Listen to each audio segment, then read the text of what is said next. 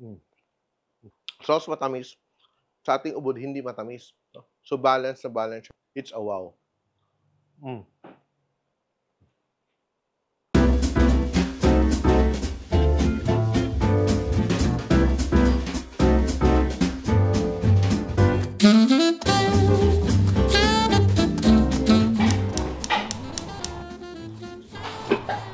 So, we are cooking lumpiang sariwa right now.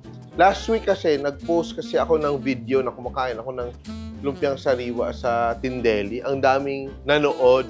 So, today, we are replicating similar recipe. Hindi naman exactly the same.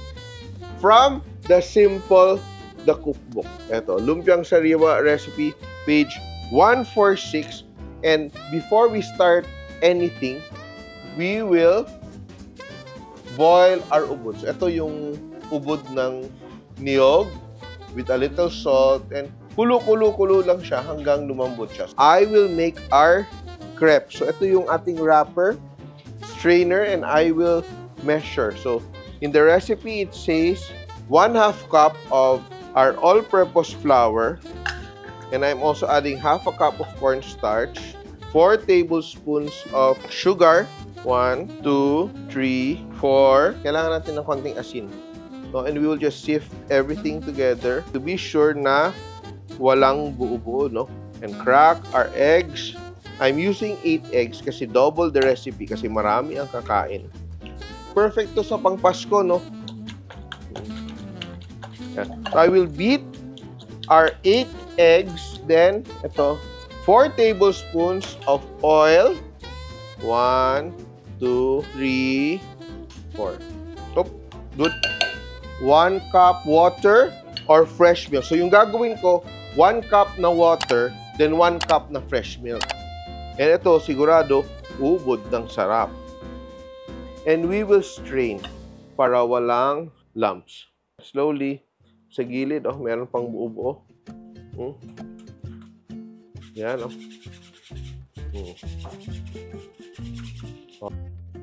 Smooth na yung ating batter. So, it's best to let this rest. Look at that. It's very thin batter mixture. So, this is ready, no?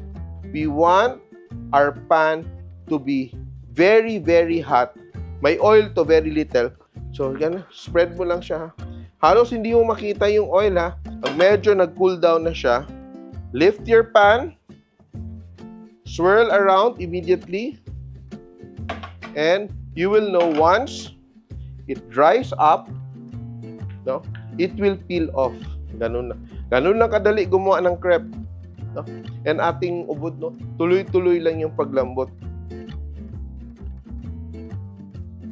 Whoop! Yan. Perfect. Oh. Our ubod is done. Perfectly tender. Babad sa tubig or ice bath. Pwede mo din siya i-cut into smaller pieces para mas mabilis siya na lumamig. And this is our boiled ubod or heart of palm. And nakikita mo, there's a grain, no? And what you do is you cut across the grain. Huwag kang maghiwa nito na pasabay sa grano. And what you will do here is you will julienne. Julienne meaning cut into strips, no? Making your food tender because you're cutting against the grain.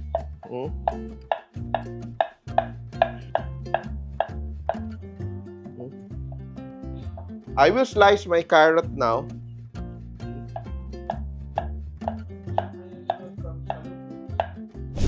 Binilisan na, no, kasi napagod na, oh. Turn on my heat.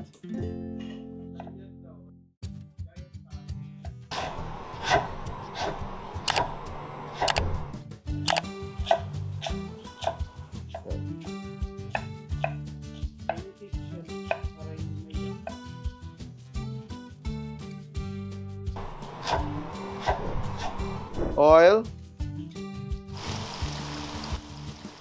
Yan. And ito siya, ang ate kasing lumpiang ubod dun sa Tindeli, it's vegetarian yung version. But today, lalagyan natin ng giniling. Yan. So we are sauteing our onions and our baboy together. And kung ayaw mo naman yung malambot na wrapper, you can use the traditional lumpia wrapper, then iprito mo, pwede din. And chop-chop natin tong ating shrimp. Ito, kung may shell tayo ng ulo, pwede mong dikdikin, and you can add it to our gisa, no? So I will just add my carrots in the meantime, and saute. So I want my vegetables to be tender. Now I will add my boiled ubod. Lumpia, yummy! Lumpia, good. Ito, lalagyan ko lang siya ng konting water. And now, titimplahan natin. Ito kasing Maggi Magic Sarap. Meron kasi siyang garlic powder, onion powder, then chicken powder. Kaya, marasa na siya. Masarap na siya. So, that's good enough. Konting salt lang. And I will taste. Sharp. May bite pa rin siya, pero almost mushy. Yan, let that cook. I'm just making a bit of slurry. Just to thicken up yung aking palaman para kakapit siya, no, when we roll it up, hindi siya biglang sasabog, no? So, ito yung magiging parang glue niya ng konti. Now, I will add my slurry. Konting slurry. Yan. Cook, cook, cook, cook, cook. Yan. Oh. Ganda ng kapit na niya, oh. Yan. And now, I can add my chopped na hipon.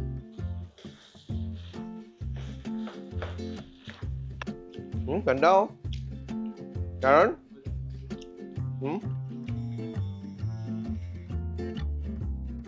Yan. Luto na yung ating palaman.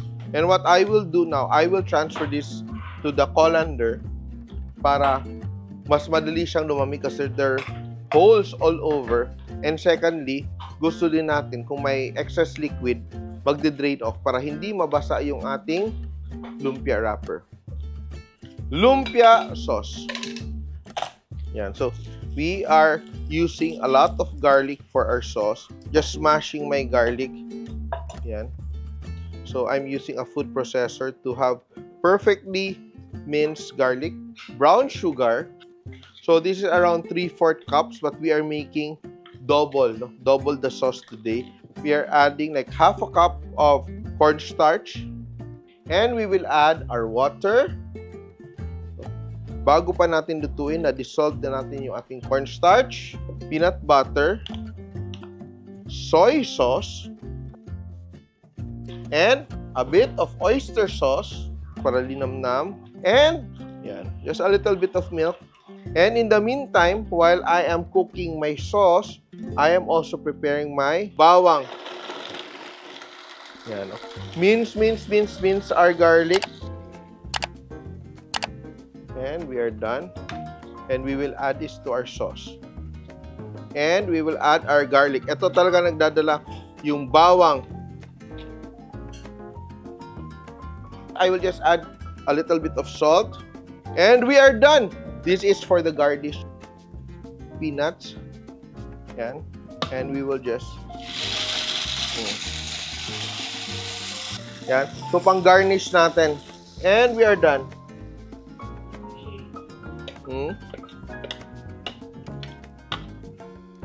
Very easy to handle, oh. Damihan na natin yung gulay para healthy. Fold and wrap. Oh, takam na sila.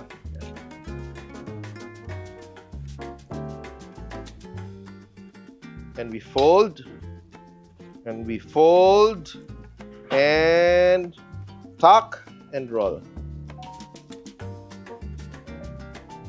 Very nice. And ating sauce, very rich, sweet, and garlicky. Ganyan, no? Gusto nyo ng ganyan. And, lalagyan pa natin ng crushed peanuts. Ito. Yan, crushed peanuts. And ito, yung finishing touch ng ating lumpia ay raw, grated garlic. And, ganito ang paggawa ng masarap na lumpiang fresca.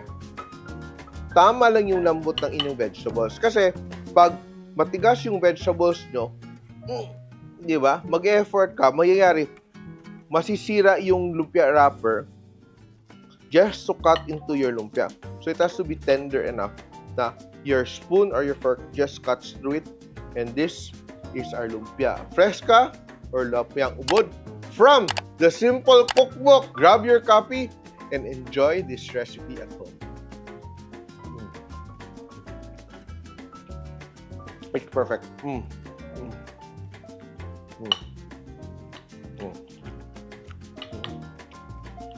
And I tell you,